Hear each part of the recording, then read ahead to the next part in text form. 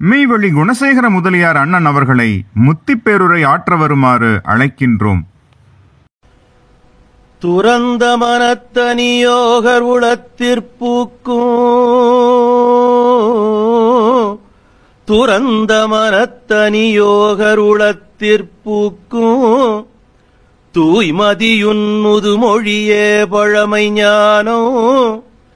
துறந்த மனத்தனியோகர் உளத்திற்பூக்கும், தூய்மதியுன் முதுமொழியே பழமை ஞானோ.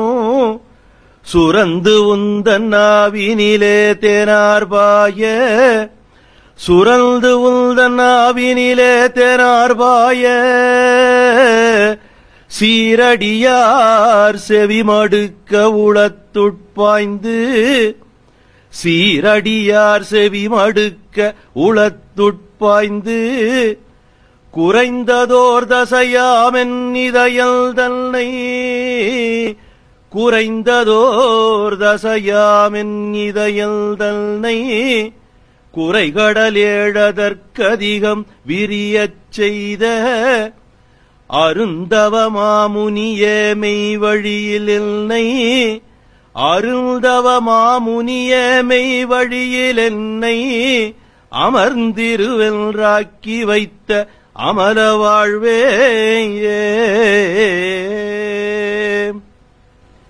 எழிலோங்கு சம்பூரண உயிர்களிப்பில் வாய்மை துலங்கா நின்ற பன்னலங்கார நன்னலல் தவழும் அழகொளிர் ஒலிப்பிழம்பின் தற்பராபர நிச்சலாதிய சிற்சவா நடன சுவிசேஷகார சுவையினாலே.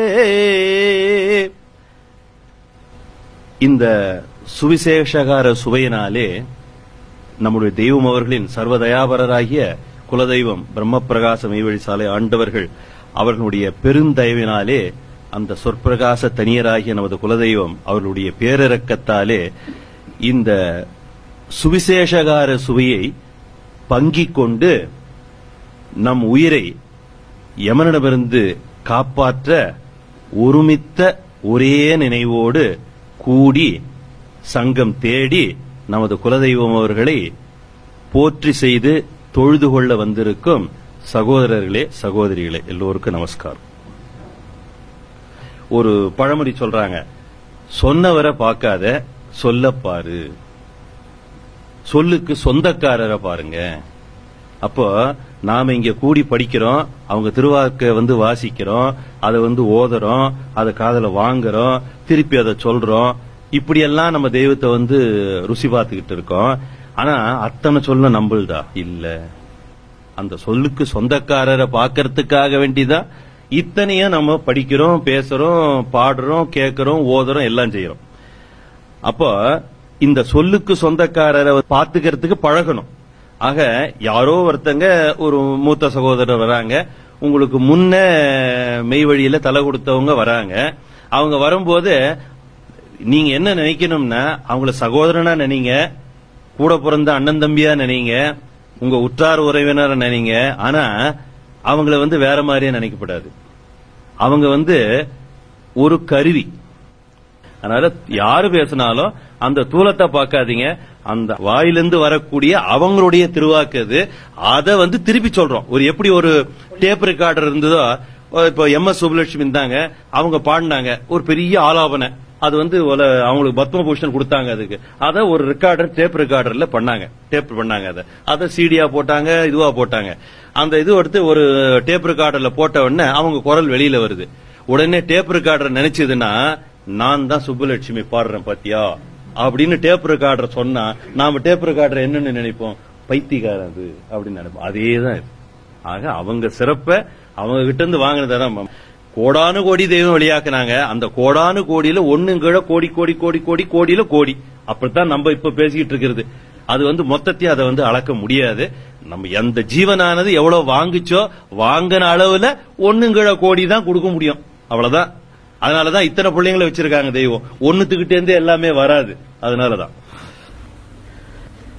தெய்வத்தின் ஆட்சி மாட்சியை நாம் பகிர்ந்து கொள்ள வேண்டியதின் அவசியம் என்ன என்பது பற்றி பகிர்ந்து கொள்கிறார்கள். அப்ப நம்ம தெய்வ திருநாமத்தினோட அந்த புதுமை காரணாமிர்தத்தை நாம பங்கிக் கொள்ள வேண்டிய அவசியம் என்ன அப்படின்றத ஒன்னு சொல்ற விரும்புறேன். அத நினைவுல ஊனி பதிந்து அவர்களையே சார்ந்து இறுதி பரியந்தம் வரை இந்த மெய்வெளியில நிக்கிறதுக்காக தான் நாம் இப்ப அதை பங்கிக்கிறோம். தெய்வம் உத்தரவு பண்ணுவாங்க, உங்களுக்குள்ள இருக்கும், அவங்கிட்ட ஒரு உணவு பண்டம் இருக்கும், அது நீ கொஞ்சம் கொண்டு வந்திருப்ப, அது ரெண்டுத்தையும் பங்கி சாப்பிட்டுங்க. ஏன் ஒன்னே நல்லதே ஒருத்தனுக்கு போயிடக்கூடாது, அது எல்லாம் பங்கிக்கணும்.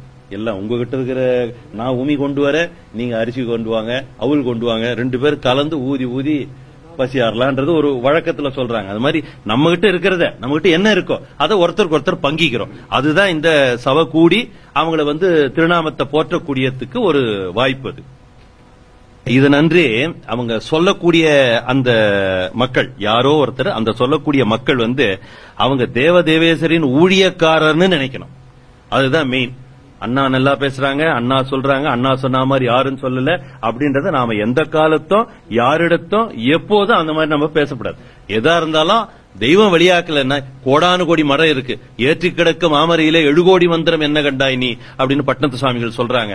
அந்த 7 கோடி மந்திரம் படிச்சவங்க இருக்காங்க, நமக்கு தெரியாது, ஆனா படிச்சவங்க இருக்காங்க. என்ன கண்டாங்க? ஒண்ணுமில்ல. அதனால அவங்க சொன்னதுதான், அந்த வாக்கு தான் பலிக்குமே தவிர்த்து வேற எதுவுமே பலிக்காது. அதனால ஆளை பார்க்காதீங்கன்றது என்னோட ஒரு வேண்டுகோள் உங்ககிட்ட. எல்லா புகழும், எல்லா சிறப்பும், எல்லா போற்றுதலும், எல்லா மதிப்பும், எல்லா மகாத்மியமும் நமது குலதெய்வ தேவேசர் பிரம்ம பிரகாச மெய்வழி சாலை ஆண்டவர் அவர்களுக்கே சமர்ப்பணம். அதுல முதல் டாபிக் என்ன பேசணும்னு நினைச்சேன் அப்படின்னா, நமக்கு தெய்வம் இந்த யமனனுகா பரிசுத்தத்தை பல்வேறு ராகரகமான ஒரு நிலைகள்ல அவங்க திருவுள்ளத்துக்கு உகந்தவாறு இறக்கி வச்சிருக்காங்க. அது குறிப்பா எங்கெங்க நாம எப்படி சொல்லி வச்சிருக்காங்க அப்படின்றத நாம இப்ப பங்கிக்குவோம். இல்லற நல்லற மீதன்றிட்டியே, இல்லற நல்லற மீதன்றிட்டியே,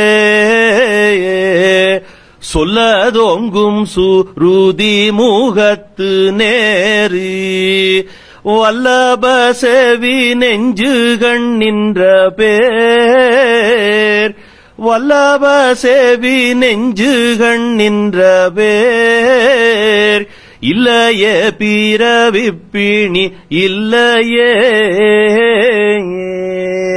நாம இந்த மெய்வழியில தலை கொடுத்தது எதுக்குன்னா, தெய்வமே நான் எவங்கிட்ட போய் மாட்டக்கூடாது, தெய்வமே உங்க கையில மாட்டிக்கணும், எனக்கு இனிமேல் பிறவி வேணா தெய்வமே, இதோட போதும், என்னை கொண்டு போய் நான் எங்கிருந்து உங்ககிட்ட இருந்து வந்தனோ அங்கேயே கொண்டு போய் என்ன வச்சுங்க தெய்வமே, இனிமேல் கீழே அனுப்பிச்சிடாதீங்க அப்படின்றதுக்கு தான் எல்லாரும் மெய்வழிக்கு வந்தோம்.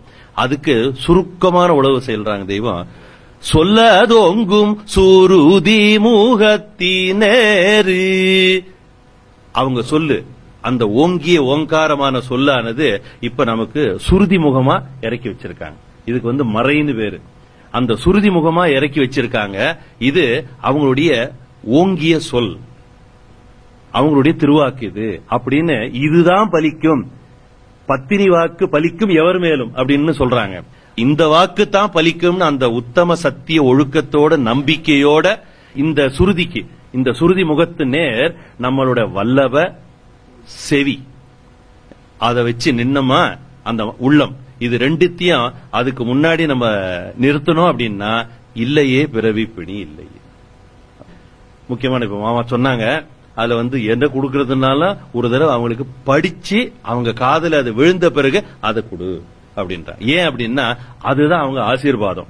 அப்படி செஞ்சு கொடுத்தாதான் அவங்க ஆசீர்வாதமானது அந்த ஜீவனுக்கு போய் ஒட்டும். இல்லன்னா நீங்க சங்கமா நல்ல ஒரு இலக்கண இலக்கியத்தோட நீங்க அதை எடுத்து ராகரகமா பேசி அவருக்கு கொடுத்தா கூட பலிக்காது, பலிக்காது, பலிக்காது. பாடுகின்ற உன் பாட்டன் எனக்கு சொல்லி, பாடுகின்ற உன் பாட்டன் எனக்கு சொல்லி, பாடுபட்டேன் பலனெடுத்தேன் உனக்கும் சொன்னேன். அதாவது இத்தனையும் இறக்கி வச்சது தெய்வம் தான். அவங்க திருமேனி தாங்கி தவத்துல விளைஞ்சு, ஏன்னா ஆனா அவனை படிக்காதவங்க திண்ணபலி கூட நான் போலடான்னு தெய்வம் சொல்லுவாங்க. நீங்க எல்லாம் என்னவோ பிஏன்ற, அவன் இன்னும் இங்கிலீஷ்ல என்னன்னா கண்ணாபின்னான்னு படிச்சிருக்காண்டா அப்படிங்கிறான். எக்கச்சக்கமா படிச்சிருக்காண்டா, அது எனக்கு ஒண்ணுமே தெரியல, ஆனா நான் திண்ண பள்ளிக்கூடம் கூட போலடான்றாங்க. ஆனா திண்ண பள்ளிக்கூடம் போகாதவங்க இதை இறக்குறாங்க அப்படின்னா அது இந்த உலகத்து படிப்பு இல்ல.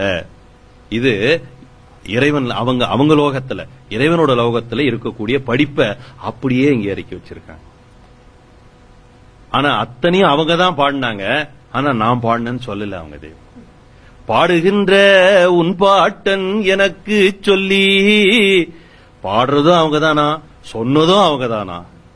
இப்போ அவங்க ஆசான் கிட்ட எந்த ஒரு சத்திய ஒழுக்கத்தோடு நடந்து காட்டியிருக்காங்க. இது சொல்ல வேண்டிய நமக்கு அவசியம் என்ன? டேய், எங்க அப்பா கிட்ட நான் அப்படி நடந்துகிட்டு இருக்கேன், நீ அப்படி நடக்க முடியல, கொஞ்சமான அதுல ஒரு பாவலா காட்டுறா, அப்படி நடக்கிற மாதிரி ஒரு பாவலா காட்டு, அப்பதான் இது உனக்கு ஒட்டோன்னு நமக்கு பதியறதுக்காக எடுத்து சொல்றாங்க. அது நம்ம பாவலாவோடு சொன்னோம்னா அது நிஜம்னு எடுத்துக்கிறாங்களாம். ஏன்? நமக்கு நிஜமா சொல்ல தெரியாது. அதனால இவன் பாவலாவை தான் சொல்லுவான், அப்ப பாவலாவை சொன்னாலும் என் புள்ள சொல்லிட்டான் அப்படின்னு அவங்க நிஜமா எடுத்துக்கிறாங்களாம். அப்படி அத அந்த உணர்வோடு வாங்கணும். அத அவங்க படிக்கும்போது அந்த உணர்வோட, நம்ம தெய்வம் நமக்காக பாடுபட்டு இதை இறக்கி வச்சிருக்காங்க, நம்ம ஜீவன் கடத்தேறதுக்கு இதை இறக்கி வச்சிருக்காங்க அப்படின்ற அந்த உணர்வோடு ஒட்டி அதை வாங்கினோம்னா அது பலன். விண்டுரைக்க வானங்களே கேள், விண்டுரைக்க வானங்களே கேள், விளங்காத பங்க உடல் தங்க உடம்பாம், விண்டுரைக்க வானங்களே கேள். அவங்க விண்டுரைக்கிறதுன்னு அவங்க எடுத்து சொல்றது. அந்த அவங்க எடுத்து சொல்லும் போது அதை நீ வாங்கி கேள்.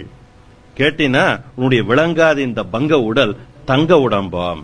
தங்க உடம்புனா 24 கேரட் இல்ல, அப்புறம் எல்லாரும் சுரண்டி எடுத்துட்டு போயிடுவாங்க. அது இல்ல, அதாவது அழியாத உடல். தேக முக்தியை கொடுக்கறதுக்கு தான், ஜீவன் முக்தியோடு தேக முக்தி கொடுக்கறது தான் தெய்வம் வந்தாங்க. அப்ப அந்த தேக முக்தி பெறறதுக்கு என்ன நமக்கு லாய்க்கு அப்படின்னா, அவங்க அதை எடுத்து சொல்லும் போது அந்த உணர்வோடு வாங்கு. அதை வாங்கினீன்னா உன்னுடைய விளங்காத இந்த பங்க உடல் தங்க உடம்பாம். வஞ்சம் நீங்குவதற்கான உளவை பகிர்ந்து கொள்கிறார்கள். வஞ்சமில் பரமார்த்ததவத்தினரு, வஞ்சமில் பரமார்த்ததவத்தினரு, அஞ்சல் என்னும் மறை கீழ வள்ளலில் பஞ்சபாவம் படவுபதேசித்தாரு, பஞ்சபாவம் படவுபதேசித்தார். இவ்வளவு நடந்துதான். வஞ்சமில் பரமார்த்ததவத்தினர் எல்லா வாக்குவலதும் எல்லா தவமும் கொண்டு வந்தாங்க தெய்வம். அத வஞ்சமில்லாத மக்களுக்கு, வஞ்சகம் அவங்களே வஞ்சகம் இல்லாத ஒரு பெரிய தெய்வம், அவங்க அந்த வஞ்சகம் இல்லாத மக்களுக்கு அந்த தவத்தை மொத்தத்தையும் எழுதி கொடுத்துக்கு வந்தாங்களாம். பஞ்சபாவம் பட உபதேசித்தாங்களாம், எல்லாம் கொடுத்தாங்களாம். ஆனா இவருக்கு மெய் ஓட்டலையா. எப்போ ஒட்டிச்சான்னா, வஞ்ச நீங்கவும் வான்பொருளானதே. வான்பொருள் எப்போ? அந்த அவங்க நினைச்ச அந்த வான்பொருள். ஏன்? இவன் பரிசுத்த ஜீவப்பிரயாணம் ஆகணும், என்னைக்கும் இவன் இந்த அடுத்த யுகத்துக்கு உண்டான மெய்மை கிரேதா யுகத்துக்கு உண்டான வித்தா இவன் மாறணும் அப்படின்றதுக்கு தான் அவங்களோட குறிக்கோள். அதுக்காக தான் தெய்வம் வந்தாங்க. இந்நாட்டில் இங்கே யமவிடரை பாற்றும் இறைவா போற்றி, அந்நாட்டினுக்கு வித்தெடுக்க வந்த அரசே போற்றி. நமக்கு ஞானம் சொல்றதுக்கு தெய்வம் வரல. இது நான் திருப்பி திருப்பி எங்க ஒன்னா சொல்லுவேன். ஏன்னா நமக்கு லாய்க்கு இல்ல. அதுக்கு அந்த ஞானத்தை வாங்கறதுக்கும் அதை பத்தி பேசறதுக்கும் நமக்கு லாய்க்கு இல்ல. இருந்தாலும் தெய்வம் என்ன சொல்றாங்க, நீ என் பேரை சொல்லி பேசுறாங்க, என் நாம நிமித்தம் நீ பேசு, இல்லன்னா நீ என்னதான் பண்ணுவ, 3 வேளை சாப்பிட்டுட்டு படுத்து தூங்குறத விட்டு வேற என்ன பண்ணுவ, இதையானா எடுத்து பேசு அப்படின்னு கொடுத்தாங்களே தவிர்த்து ஞானத்துக்கு நாம யாருமே லாய்க்கில்ல. ஆனா அவங்களோட இஷ்டம் என்னன்னா அந்நாட்டுக்கு வித்து எடுக்கணுமா. முன் வந்து தவச்சம்மல்கள் எல்லாம் உடல் பொருளாவிய தத்தம் பண்ணி உயிரை காவு கொடுத்து பெற்ற இந்த மெய்யானது அவங்களுக்கெல்லாம் வான்பொருள் வந்து கிடைக்கல. அது அவங்களே இன்னும் கையேந்திக்கிட்டு இருக்காங்க. இவருக்கு என்ன வான்னா எல்லாம் முடிச்சாச்சு, இவருக்கு வான்பொருள் கிட்டியே ஆகணும். அதுதான் அவங்களோட குறிக்கோள். இவ்வளவும் பண்ண பிறகு வான்பொருள் கிட்டலையா. வஞ்ச நீங்கவும் வான்பொருளானதே. அந்த வஞ்சகம் நீங்கணும். நீ எப்பேற்பட்டவனா இருந்தாலும் அவங்க கூட 60 வருஷம் இல்ல, 70 வருஷம் இல்ல, 80 வருஷம் கூடவே இருந்தாலும் சரி, அவங்களுக்கு எல்லா விதமான பணிவிடை செஞ்சாலும் சரி, அவங்களுக்கு தாசனா இருந்தாலும் சரி, அந்த வஞ்சகம் நீங்கலன்னா இந்த வான்பொருள் கிட்டாது. அவங்க கொடுப்பாங்க, அள்ளி அடி கொடுப்பாங்க, வாங்கிக்க முடியாது. ஏன்? அந்த வாங்கக்கூடிய பாத்திரம் இவங்களுக்குள்ள இருக்காது. இந்த வஞ்சகம் இருக்கிற வரைக்கும் அது இருக்காது. அப்ப அந்த வஞ்சகம் நீங்கணும். அதனாலதான் யதார்த்த நன்மனத்தினோர் யாரா இருந்தாலும் அப்படின்னு அவங்க அந்த ஒரு குவாலிபிகேஷன் வச்சிருக்காங்க. அதுக்கு ஒரு அதை அடையறதுக்கு ஒரு யதார்த்த நன்மனம் வேணும். ஏன் இப்ப மக்கள் பாக்குறோம், இப்ப ஏன் ஈரோடு சபை மேல நமக்கு ஒரு பிரியம் வருதுன்னா, ஒருத்தர் சொல்றாரு, ஒரு மணி சொல்றாரு, அவருக்கு நண்பரு அவர்கிட்ட சொல்றாரு, இந்த மாதிரி நாங்க தெய்வத்தை சார்ந்தவங்க. அவரு அப்படியா தெய்வமா? நாங்களும் தெய்வம்னா அப்படியே வர்றாரு. அதுதான் அந்த யதார்த்த. அதாவது அதை போய் உரசி பார்த்து உரகல்ல வச்சு தீட்டி, இது 24 கேரட் தானா, 22 தானா, இல்ல 22 சொல்லி 18 கொடுக்கறானா, இப்படி எல்லாம் பாக்கிறதுக்கு நம்ம கிட்ட உரகல்லும் இல்ல, அதை உரசி பார்க்கக்கூடிய ஸ்கில்லும் இல்ல. அதனால அந்த யதார்த்த நன்மனம் ஒண்ணுதான் இதுக்கு இருக்கின்றான். அந்த யதார்த்த நன்மனம் இருந்தது அப்படின்னா வஞ்சகத்துக்கு அங்க இடமே இல்லை. அததான் தெய்வம் குவாலிபிகேஷனா வைக்கிறாங்க. அப்படி வச்சாக்கா அவங்களால இது வரைக்கும் வந்த அத்தனை தெய்வீக வல்லபத்தையும் இவனுக்கு வச்சு பராமரிக்கிறதுக்கு அவங்களால முடியும். அவங்களோட ஒரு க்ஷண நேரம் அவ்வளவுதான், முடிஞ்சு போச்சு அவங்களுக்கு. இவர்கள்தான் ஈசன், பிரம்மம், ஆதிபிதா, நம்மை ரட்சிக்கும் தேவாதி தேவர் என்று நினைக்கிறது இருக்கு பாருங்க. கவுடு இல்லாத, கள்ளம் இல்லாத, சூது இல்லாத அந்த உள்ளம் தான் வஞ்சம் நீங்கிய உள்ளம். அந்த வஞ்சகம் நீங்கினாதான் வான்பொருள் ஆகும். அதாவது நம்மள போல தூலத்தை வராங்க, படிக்கிறாங்க, வாக்கியம்லாம் நல்லா தான் இருக்கு, இது வரைக்கும் நம்ம கேட்காதது, எந்த வேதத்திலையும் புழங்காதது, அறிவு சம்மதிக்கிற மாதிரி தான் இருக்குது. இருந்தாலும் நம்மள மாதிரி 2 காலில் வராங்களே, சட்டை போட்டிருக்காங்களே, ஒரு குடிசையில் இருக்காங்களே, அவங்களுக்கு பொண்டாட்டி புள்ளி எல்லாம் இருக்கே, இப்படி நினைக்குது பாருங்க. உள்ள ஒரு சின்ன அணுவுல சைத்தான். அதுதான் வஞ்சகம். என்னன்றி கொன்றார்க்கும் உய்வு உண்டாம் உய்வில்லை, செய் நன்றி கொன்ற மகர்க்குன்னு வள்ளுவ பெருந்தகை சொன்னாங்க. அத வள்ளுவ பெருமான சொல்லும் போது தெய்வம் அவங்கள சாதாரணமா சொல்ல மாட்டாங்க. அரி அகர முதலாய அவ்வும் தேரி, அரி அகர முதலாய அவ்வும் தேரி, ஆதி அந்தம் நடுவனை கண்ட அகண்டம் கண்டு அறிவாகாரம் பொழிய அரைந்தோன் நூற்கு அப்படின்னு அவங்களுக்கு ஒரு அடமொழி கொடுத்து சொல்லுவாங்க. அவங்க எழுதுனது 2 வரி தான். ஆனா 2 வரியில தெய்வம் என்ன சுருக்கமா அவங்களோட அந்த சத்திய பாதையை கொண்டு வராங்களோ, அவங்களுக்கு துணையா கையேந்தி நின்று, தெய்வமே, ஆண்டவங்களே, என்னோடது எடுத்துக்கிட்டு கொஞ்சம் உபயோகப்படுத்திங்க அப்படின்னு வள்ளுவ பெருந்தகை கேட்கறாங்க. அது சத்தியமான சத்தியம். அப்படித்தான் இருக்கு அந்த வாக்கியம். என்னன்றி கொன்றாருக்கும் உய்வுண்டாம். இப்போ தெய்வம் மட்டும் இதை சொன்னாங்கன்னா வேற எங்கேயும் வாக்கு இல்லைன்னு வச்சுங்களேன். இது புதுசா இருக்கு, வேற எங்கேயும் இல்லீங்களே, நம்ம நூல்கள் எல்லாம் அது இல்லீங்களே, நம்ம வேதத்துல அது இல்லீங்களே, இது புதுசா இல்லைங்க இருக்கு, ஆனா சரியாத்தாங்க இருக்கு, ஆனா இது அது கூட எதுவுமே ஒத்து போலீங்களே அப்படின்னு. ஏன்னா ஒத்து பாக்குற குணம் மனுஷனுக்கு உண்டு. அதுக்காக தான் அவங்க வர்றதுக்கு முன்னான இத்தனை பெரியோர்களை அனுப்பிச்சு அவங்க அத்தனை பேரையும் நூலை எழுதி வைக்க சொன்னாங்க. அவங்க நூல் எழுதுறது பெரியோர்கள், முன்வந்த பெரியோர்கள் எழுதின நூல் எல்லாம் நமக்கு இல்லை. ரொம்ப ஸ்பஷ்டமா தெரிஞ்சுங்க, நமக்கு இல்ல. அவங்க எல்லாரும் வேண்டி என்னன்னா, தெய்வமே நீங்க வரும்போது ஏன் நூல் எடுத்து கையாளுங்க, ஏன் நூல் எடுத்து கையாளுங்க, எந்த உபயோகப்படுத்தீங்க அப்படின்றதுக்காக தான் அவங்க எழுதி வச்சாங்களே தவிர்த்து, நாம திருவாசகத்தையும் திவ்ய பிரபந்தத்தையும் படிச்சு நல்லா அது ஒரு வீணையோட மீட்டி மக்களுக்கு இசையை கொடுக்கறதுக்கு இல்லை. ஏன்? அதுல படிச்சோம்னா அது உங்களை முக்தி கொடுக்காது. அது இவங்களுக்கு சாட்சி சொல்ல வந்ததே தவிர்த்த மற்றபடி அதுல வேற ஒண்ணுமே கிடையாது. இப்ப ஏன் நம்ம அதை எடுத்து பேசுறோம்னா, அவங்க அதை சொல்லியிருக்காங்க, நம்ம தெய்வம் அதை சொல்லியிருக்காங்க, நம்ம தெய்வத்தை அவங்க என்னன்னு சொல்லியிருக்காங்க பாருங்க, அப்படின்றதுக்கு தெரிஞ்சுக்கிறதுக்கு தான். இல்லன்னா இது நமக்கு முக்தி கொடுக்காது. இதுல இருக்கிற அந்த ஒரு வாசகம் இருக்கு இல்லையா, ஒரு எழுத்து, அந்த எழுத்துக்கு பக்கத்துல இருக்கிற ஒரு கேப் இருக்கு இல்லையா, ஒரு இடைவெளி, அதுல கோடானு கோடி இருக்குன்னு தெய்வம் உத்தரவு பண்ணிருக்காங்க. அந்த ஒரு எழுத்துக்கு சமானம் இல்ல. இந்த உலகத்துல இருக்கிற அத்தனை மாமர நூல்களையும் நீங்க ஒண்ணு திரட்டி அது ஒரு வெயிட், ஒரு தராசுல இந்த பக்கம் போட்டீங்களா, தெய்வத்தோடதுல இருந்து ஒரே ஒரு புள்ளி அதை எடுத்து வச்சா இது இறங்கும். இதுல செயல் உண்டு, அதுல செயல் இல்லை. ஆனா நாம ஏன் உபயோகப்படுத்திக்கிறோம்னா, அவங்க காவு கொடுத்து பெற்றவங்க, என்ன தெய்வத்துக்காக அவங்க இறங்கி இதை வச்சிருக்காங்க. அவங்க பிள்ளைங்க நாம அதை பார்த்து தெய்வம் இதை பார்த்து ஒண்ணு டே நீ இதை பார்த்து அதை பார்த்து நீ உரசி பார்த்துக்கிடான்னு அவங்க சொல்லிட்டு இருக்க மாட்டாங்க. அவங்க செயலை அவங்க சொல்லிக்கிட்டே போவாங்க. அது சரி சரியில்லைன்னு நீ பாத்துக்கிடாங்கிறாங்க. அது நீ உன் வேலை நீ பாத்துக்கோ, அதுக்கெல்லாம் நான் வரலங்கிறாங்க. நான் வேணா உனக்கு படிப்பு சொல்லி கொடுத்தா வந்தேங்கிறாங்க ஒரு நேரத்தில். அது இல்ல, அதான் உண்மை. அப்ப அவங்க திருவாக்கானது, அந்த ஜெயவீர மணிவாக்கானது நம்மளை எமங்கிட்ட இருந்து காக்கக்கூடிய வல்லபமுடைய செல்வாக்கு. அது ஒண்ணுதான் நம்மளை காக்குது, நம்ம தலையை ரட்சிக்குது. நாம இந்த பதவியை அடையிறோம்னா அதுதான் நமக்கு அந்த பலனை அளக்குதுன்றத அது உணர்வு பூர்வமா உடல்ல இருக்கிற அந்த தேகாதி அந்தத்தில் இருக்கிற ஒரு அணுக்கோடியிலையும் அது கிள்ளி வெளியில போட்டீங்களா அது சொல்லணும். அந்த அளவுக்கு இது ஓவர் நைட் வராது, ஒரே நாள்ல வராது. பழகி பழகி பழகி பழகி பழகி பழகி அதுலயே ஊறி ஊறி ஊறி வந்தாதான் இது வரும். அப்ப அந்த மாதிரி தேகாதியந்தத்தில் இருக்கிற அந்த அணுக்கோடியில நிறைஞ்சு போய் அந்த ஒரு எண்ணமானது உணர்வானது துளிர்க்குது பாருங்க. அந்த துளிர் ஊட்ட எண்ணம் தான் நன்றி உள்ள உள்ளம்.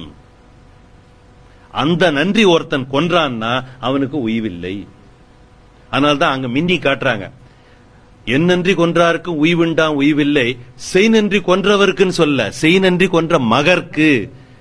அவங்கள தந்தையா ஏத்துக்கிட்டவங்க, அவங்கள தகப்பனா ஏத்துக்கிட்டவங்க, அவங்கள குருவா ஏத்துக்கிட்டவங்க, அவங்கள தெய்வமா ஏத்துக்கிட்டவங்க, அவங்கள சர்வேஸ்வரனா ஏத்துக்கிட்டவங்க, அவங்கதான் புள்ள. நாங்க மட்டும் புள்ள கிடையாது. அவங்கள ஏத்துக்கிட்டவங்க எல்லாம் புள்ளதான். அவங்கள ஏத்துக்கிட்டவங்க எல்லாம் புள்ளதான். அந்த மகர், அந்த மகனுக்குத்தான் இந்த என் நன்றி கொன்றாருக்கும் உய்வுண்டு உய்வில்லை, செய் நன்றி கொன்ற மகருக்கு. அந்த செய் நன்றினா என்னன்னு தெய்வம் வாக்கியத்தில் சொல்றாங்க. அதாவது அந்த வானகமும் வையகமும் மாற்றல் அறிதுன்றாங்க. செய்யாமல் செய்த உதவிக்கு அந்த வானகமும் வையகமும் மாற்றல் அறிதுன்றாங்க. செய்யாமல் செய்த உதவி அப்படின்னா இவனுக்கு யமபடரை நீக்கக்கூடிய ஒரு வல்லவம் இருக்குன்னு தெரியாது, அது யாருகிட்ட போய் வாங்கணும்னு தெரியாது. அப்படி இருந்த போதும் இவனுக்கு அது மாதிரி இருக்குன்னு எடுத்து சொல்லி, அது இவனுக்கு வேணும்னு எடுத்து சொல்லி, அதை இவனை கேட்க வச்சு, அதை இவனுக்கு கொடுத்து, அதை இவன்கிட்ட நிலப்பிக்கிறாங்க பாருங்க. அதுதான் செய் நன்றி. அந்த நன்றியை கொன்றவன் ஒருத்தன் அப்படின்னா அவன் மகனாதான் இருக்க முடியும், வெளியில இருக்கிற நரன் இல்லை. இது நமக்காக சொல்லப்பட்டது, இது வெளி உள்ளவங்களுக்கு அல்ல. அவங்கள நம்ம காக்கக்கூடியவங்க அவங்க ஒருத்தங்க தான் அப்படின்னு நினைக்காத உள்ளம் எதுவோ அது செய் நன்றி கொன்ற மகன். இதுதான் செய் நன்றி. மகா அறிவாளி, ரொம்ப படிச்சவன் என்பவன் இங்கு வேண்டியதில்லை. நாம் எல்லாரும் அப்படித்தான். அவனுக்கு தான் இங்க நிக்கும். ரொம்ப அறிவாளி படிச்சவன் நிக்க மாட்டான். வஞ்சகம் இல்லாத சத்தியனாக இருந்தால் போதும். தெய்வம் அடிக்கடி அந்த வஞ்சகம் இல்லாத சத்தியன்ற அந்த உரசி பார்க்கிறது. நம் தெய்வம் அவர்களை வணங்கி வரும் மக்களின் பசுந்திரை எப்பொழுது நீங்கும் என்பது பற்றி பகிர்ந்து கொள்கிறார்கள். மொத்தம் நம்மகிட்ட 7 திரை இருக்கான்.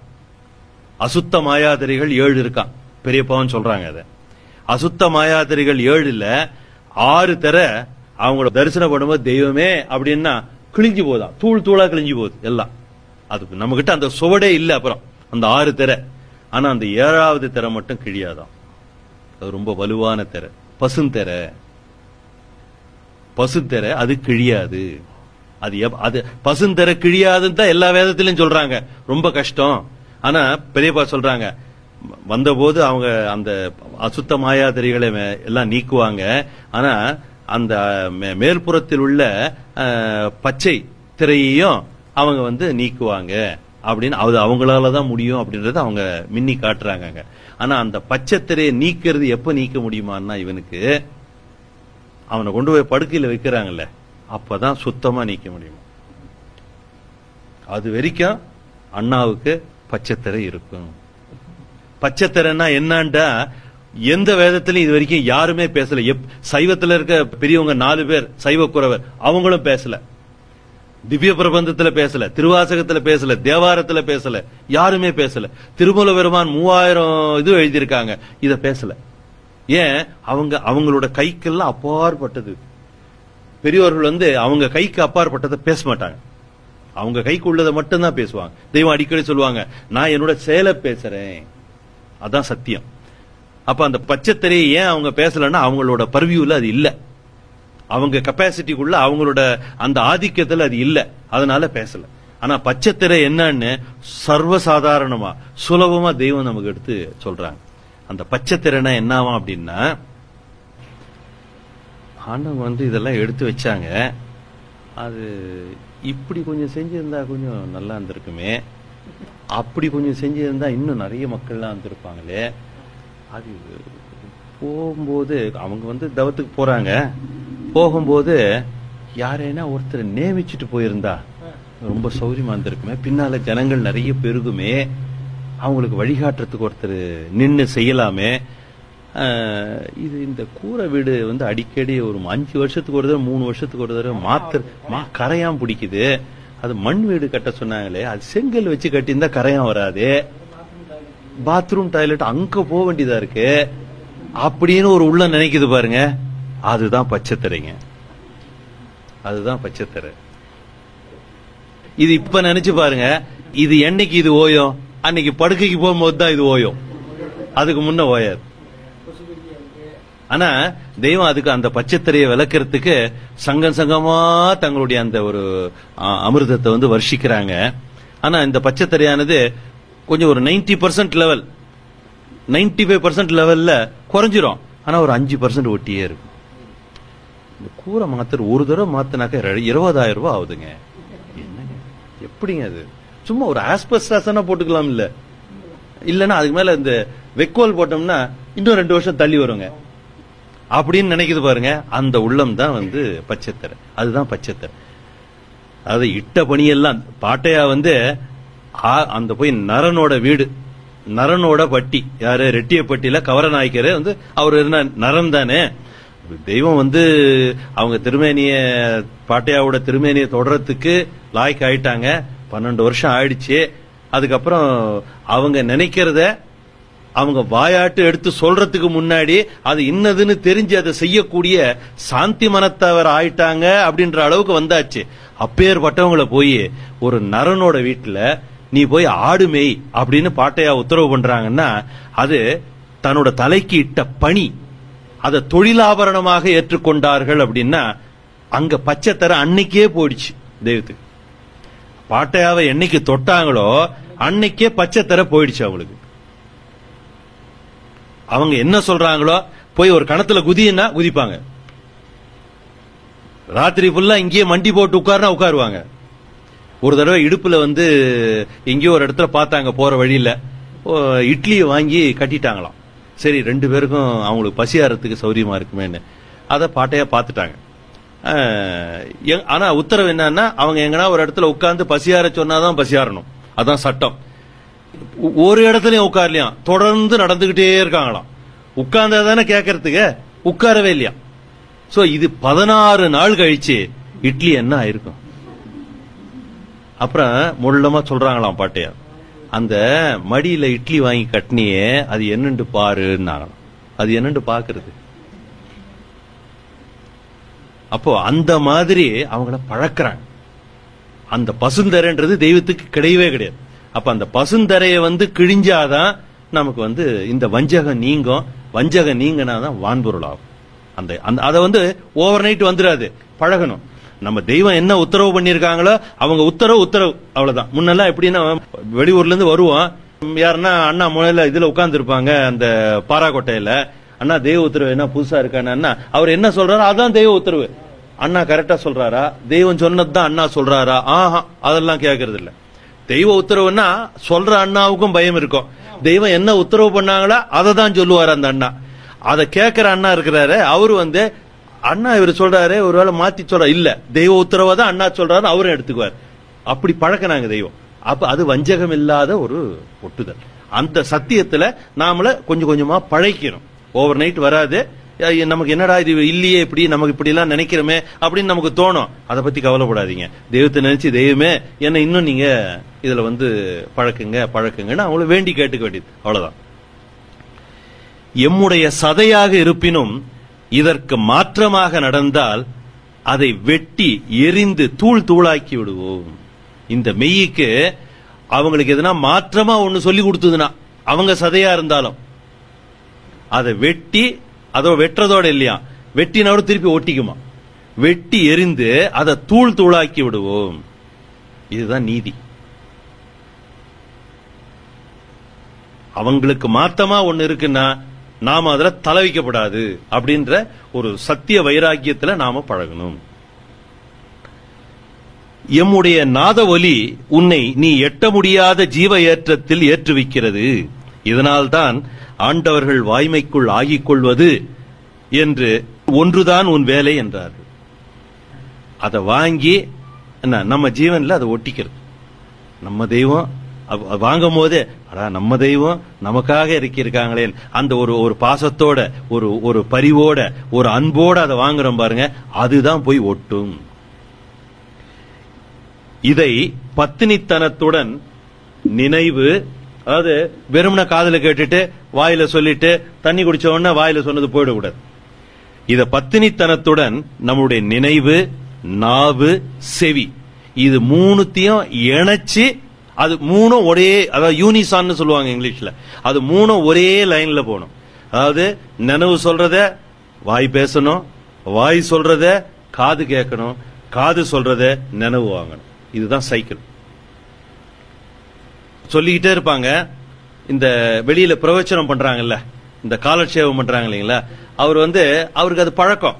அந்த பழக்கத்துல ஒரு சைடு இந்த மைக்ல வச்சு இப்படி பேசிக்கிட்டே இருப்பாரு, இந்த பக்கம் ஒரு டம்ளர்ல பாலை கொண்டாந்து வச்சுக்கிட்டே இருப்பாங்க. அதுலயே நினைவு இருக்கும். ஆனா அந்த நினைவு இதுல இங்க தடை வராது.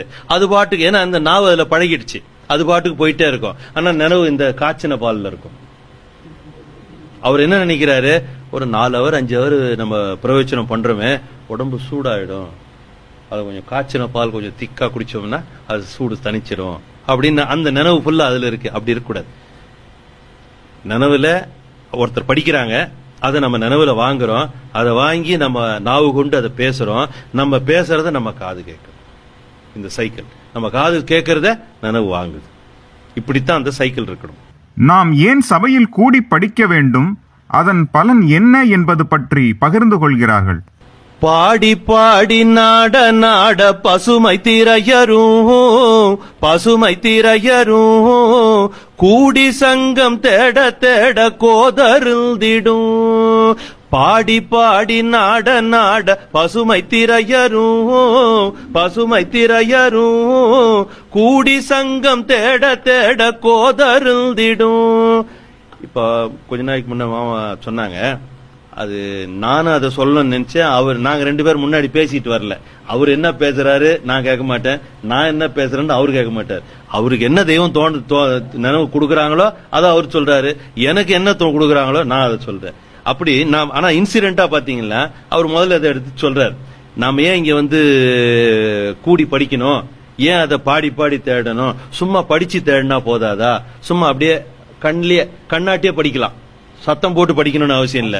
அப்ப அதை அப்படி படிச்சா என்ன, அப்படி எல்லாம் நமக்கு நினைவு தோணுது. தெய்வம் அதம்பி உதம்பி படிங்கிறாங்க. அப்ப ஏன் படிக்க சொல்றாங்கன்னா, அது அந்த பசுமை திரை அருமா. இப்ப பசுமை திரையை பத்தி பேசணும். அத நான் இப்ப சொன்னது பொருந்தது பாருங்க, 2 பொருந்தது பாருங்க. பசுமை திரைன்றது நம்ம கிட்ட எப்பவுமே பர்மனண்டா இருக்கு. தெய்வத்தை தரிசனம் பண்ணோம், என்ன அருந்தது கூடுது, அருந்தது கூடுது, இப்படியே இருக்குது. அதை கம்ப்ளீட்டா ஒழிக்க முடியல. ஒற்றை வீட்டுல ஒழிக்க முடியுமா? நல்லா சுத்தப்படுத்திட்டு இப்படி வருவீங்க, 10 நிமிஷத்துல கட்டி விடும். அது மாதிரி இங்க பசுமை திரை. அப்ப அந்த திரையை அறுக்கிறதுக்கு தெய்வம் உழவு வச்சிருக்காங்க. பாடி பாடி நாட நாட எத அத பாடி பாடி நாட நாட பசுமை திரையரும் கூடி சங்கம் தேட தேட கோதருந்திடும். சங்கம்னா என்ன? நம்ம இங்க பொதுவா வழக்கத்தில் உள்ளது, அது ஒரு வள்ளலார் சங்கம்ங்க, இது அகஸ்தியர் சங்கம், இது சன்மார்க்க சங்கம், அது துளுவ வேளாளர் சங்கம், இது கொங்கு வேளாளர் சங்கம். இப்படித்தான் சங்கங்கள்னா எ பிளேஸ் ஆஃப் காங்கிரிகேஷன். அதாவது ஒரு 10 பேர் 15 பேர் ஒரு கூடுற இடம், அதுதான் சங்கம் நினைக்கிறேன். அது அல்ல. அவங்க திருநாமத்தை எங்க ஒலிக்கப்படுதோ, அவங்க திருவாக்கானது எங்க பேசப்படுதோ, எங்க ஓதப்படுதோ, அந்த ஓதுதலுக்கும் அந்த பேச்சுக்கும் செவி கொடுக்கிறது இல்லையா, அதான் சங்கம். அதுதான் சங்கம். பாடி பாடி அந்த சங்கத்தை நீ தேட தேட உன் பசுமை திரையரும். உழவு சுத்தம். இதுல எதனா கஷ்டம் இருக்கா? இதுல எதனா கஷ்டம் இருக்கா? சும்மா ஒரு இந்த பத்மாசனத்துல இந்த கால் எடுத்து இப்படி போட்டு, இந்த கால் எடுத்து இப்படி போட்டு, இந்த முட்டி ரெண்டும் வலிச்சு, இடுப்பு வலிச்சு, அந்த மாதிரி எல்லாம் வேலை வேண்டாம். ஒருத்தர் பாடட்டும். இது தெய்வம் வந்து ஆலயத்துல படிக்கும் போது கூட பாடும்போது 2 பேர் சேர்ந்து படிக்க சொல்றாங்க. ஏன் ஒருத்தர் படிச்சா கூட போதுமே? ஏன்னா 2 பேர் சேர்ந்து படிக்கும் போது தான் அவங்க இருக்கிறாங்க. அங்க ஒருத்தரா படிச்சா இல்ல. அப்ப இத வந்து அந்த சங்கத்தை தேட தேட உன்னோட பசுமை திரை அருந்து போகும். இதனாலதான் நம்ம சபை பிள்ளைங்க எல்லாம் தெய்வத்தை நம்பி தெய்வமா ஏத்துக்கிட்டவங்க எல்லாரும் ஒன்னா கூடி படிக்கணும். நீங்க வீட்டுல இதை விட நல்லா படிக்கலாம், அதுல ஒன்னும் தப்பிதம் இல்லை. ஆனா இது உங்களுக்கு உண்மையிலேயே லபிக்கணும்னா இந்த கூடி சங்கம் தேடணும். அதை தேட தேடதான் உங்க பசுமை திரையரும். நாடணும், தேடி தேடி அதை நாடணும்.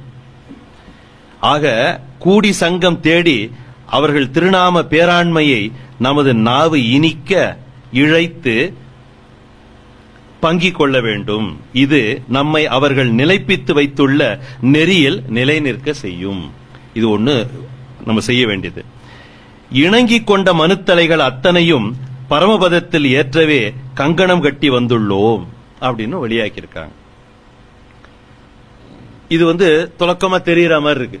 பொதுவா பார்த்தா ஆமா இணங்கி கொண்ட தலைகள் எல்லாம் தெய்வம் வந்து நம்மளை காப்பாத்துவாங்க அப்படின்னு. ஆனா இணங்கி கொள்ளுதல்னா என்ன? அது ஒரு தமிழ் வார்த்தை.